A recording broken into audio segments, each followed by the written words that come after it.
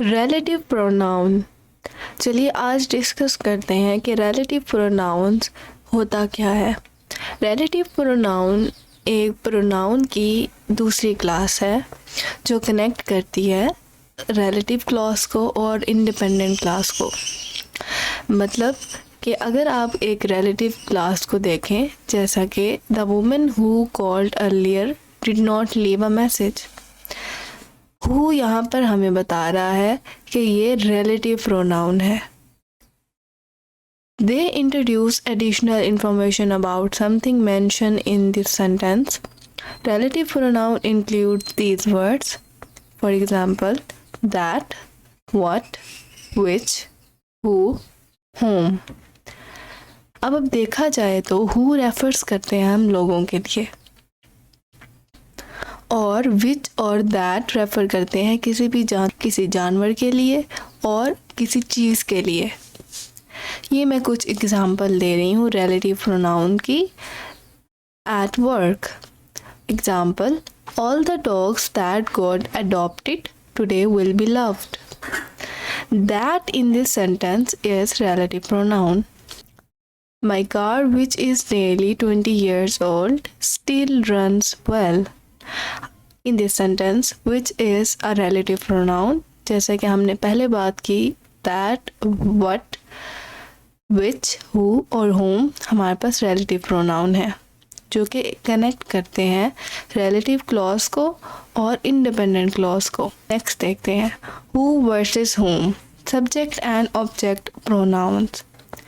Knowing when to use who and when to use whom trips a lot of writer up. Actually में difference बहुत आसान है, जैसे कि who is for subject of a sentence and whom is for subject of a verb or preposition. who जो है वो किसी भी सेंटेंस में सब्जेक्ट के लिए है, हम यूज़ करेंगे, और whom हम यूज़ करेंगे किसी भी ऑब्जेक्ट में, किसी भी वर्ब में, और preposition को हमने जब भी शो कराना होगा। जैसा कि हम एग्जाम्पल से समझते हैं, who mailed this package. Who is the subject of the sentence. To whom was this package sent. अब इस सेंटेंस में who is a subject pronoun. who जो है वो एक subject pronoun है. It is the same category as I, he, she, they and we.